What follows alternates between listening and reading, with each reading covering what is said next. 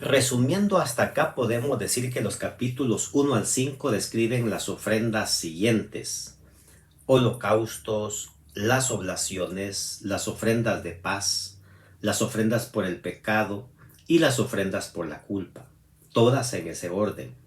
Estas instrucciones, según dice el capítulo 1, versículo 2, era, eran instrucciones para el pueblo, para los hijos de Israel. Pero los capítulos 6 y 7 hablan de las mismas ofrendas, añaden información. Sin embargo, según dice el capítulo 6, versículo 9, estas instrucciones eran para los sacerdotes, para Aarón y sus hijos. En otras palabras, los primeros 5 capítulos estaba toda la instrucción para el pueblo, y estos 2 capítulos la instrucción para el sacerdote, para el que oficiaba. Así que este capítulo, el capítulo 7, concluye esta sección de las ofrendas y nos habla de las ofrendas de culpa, cómo el sacerdote debía oficiar en las ofrendas por la culpa y también en las ofrendas de paz. Los versos 1 al 10 nos hablan de las ofrendas por la culpa. Se degollaba el animal, la sangre era rociada por todos lados del altar, pues el cordero muerto no tenía ningún valor. Es la sangre rociada y aplicada la que vale. La muerte de Cristo no era tan importante como la sangre que Él dio, que se aplica ahora incluso en el santuario celestial. Se ofrecía la grasa completa del animal y la cola. La grasa, dice, se hacía arder sobre el altar como ofrenda quemada, y el sacerdote podía comer la carne, excepto si era exclusiva para una expiación en el santuario. Luego los versos al 35 describen lo último de las ofrendas que acá describe, que son las ofrendas de paz. Estas ofrendas se presentaban como acción de gracias y eran acompañadas de otros alimentos: tortas sin levadura, hojaldres sin levadura, flor de harina frita en tortas amasadas con aceite, dicen estos versos. De la ofrenda dice que el pecho y la pierna derecha eran para los sacerdotes, y luego el resto del animal era comido por la familia del ofrendante, de los que presentaban la ofrenda, y la tenían que comer en el mismo día. Podían comer aún para el segundo día, si en este caso era una ofrenda voluntaria o por voto, pero no podían ellos dejar sobrante para el tercer día. Nadie podía comerse la carne ya para el tercer día. Cualquiera que lo hiciera tenía que llevar su pecado. ¿Por qué? Porque en ese tiempo no había refrigeración, y una carne ya para un tercer día ya no es apropiada consumirla. Interesante. Ahora, las ofrendas de paz me llaman siempre la atención porque no eran, no eran ofrendas que se iban al santuario con el objetivo de recibir algo, sino más bien eran ofrendas de gratitud, de agradecimiento, ya sea porque habían cumplido años, o porque Dios los había sanado de alguna enfermedad, o porque se sentían perdonados. A veces, después de una ofrenda por el pecado, ellos iban a ofrecer una ofrenda de sacrificio de paz, porque siendo perdonados, entonces tenemos paz con Dios. Eran ofrendas de felicidad, ofrendas de amor, de perdón. Mire que esto es importante, porque muchos hoy confunden la religión y piensan que es comparable a llevar una vida de tristeza, una vida de sufrimiento, de dolor. A mí me gusta mucho lo que un comentario bíblico que es muy importante, que yo siempre uso para mis estudios. Me gustó lo que dice el autor acá, comentando las ofrendas de paz. Dice así: hay muchos cristianos que no comprenden que tienen el privilegio de ser felices. Viven más a la sombra de la cruz que a su luz. Piensan que es pecaminoso ser felices, que aún una sonrisa podría ser inconveniente y que la risa es sacrílega. Señalan el hecho de que no hay registro bíblico de que Jesús un día se haya reído o haya sonreído.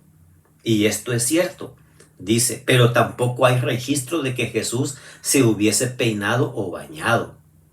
Tales personas tratan de llevar la carga del mundo sobre sus hombros y piensa que cualquier momento pasado en recreación no solo es tiempo perdido, sino que es algo ciertamente pecaminoso. Son buenos cristianos, pero no cristianos felices. Si hubiesen vivido en el tiempo de Cristo y hubiesen estado entre sus seguidores, hubiesen puesto en duda la conveniencia de que Jesús asistiese a las bodas de Caná y también a otros eventos en los cuales él pues disfrutaba y comía con los pecadores. ¿Acaso no tenía una gran obra que hacer Jesús como para dedicarla a cosas que no eran importantes, según ellos? ¿Cómo podía Jesús perder tiempo en ciertas fiestas? Y si hubiesen sabido que tan solo tenía 3 años de ministerio, hubiesen estado aún más perplejos y preocupados por Jesús. Entonces, mis queridos amigos, la vida cristiana es una vida de gozo, de paz, de alegría. Es cierto que también debemos de sentirnos compungidos, tristes, arrepentidos de las malas acciones. Pero una vez arrepentidos, debemos sentirnos perdonados. Y una vez perdonados, debemos tener paz. Y debemos andar por la vida felices, gozosos, compartiendo con otros el gozo de ser cristiano. Finalmente, los versos 22 al 26 añaden algunas instrucciones más. Llama la atención porque Dios aquí prohíbe el uso de la grasa animal y también el uso de la sangre para hacer bebida o para comer productos a base de sangre.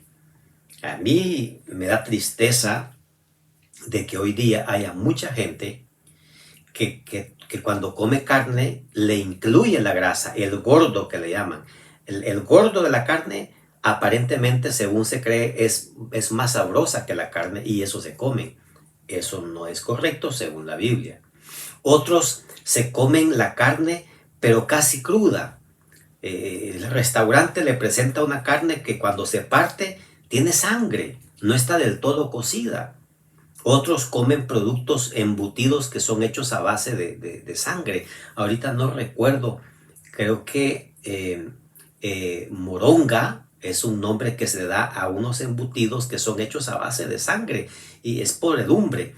Todo eso es malo. Dios lo prohibió no porque Dios quiere hacernos daño, sino porque quiere hacernos bien.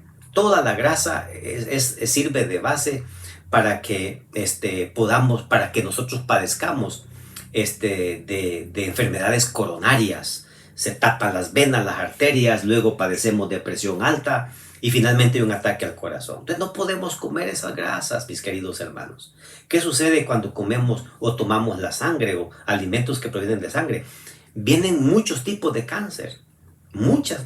Se está demostrado científicamente que quien come mucho embutido, mucha salchicha, mucha cosa de esa, pues produce cáncer. Y Dios quiere que cuidemos la salud. En el Antiguo Testamento no estaba prohibida ser alimentada la persona por carne. Vamos a ver más adelantito que Dios hizo una distinción entre qué carnes comer y qué carnes no comer. Sí había prohibiciones de ciertas carnes que no se podían comer. Pero la carne estaba permitida, pero hermanos queridos, sí se presenta acá ciertos elementos importantísimos sobre cómo la persona podía comer la carne, pero no comerse algunos elementos que son totalmente dañinos para la salud. Dios te ama, Dios me ama. Él está interesado en nuestra salud, en nuestro bienestar. Y por eso cuando evita o impide algunas cosas, lo hace por el bien de cada uno.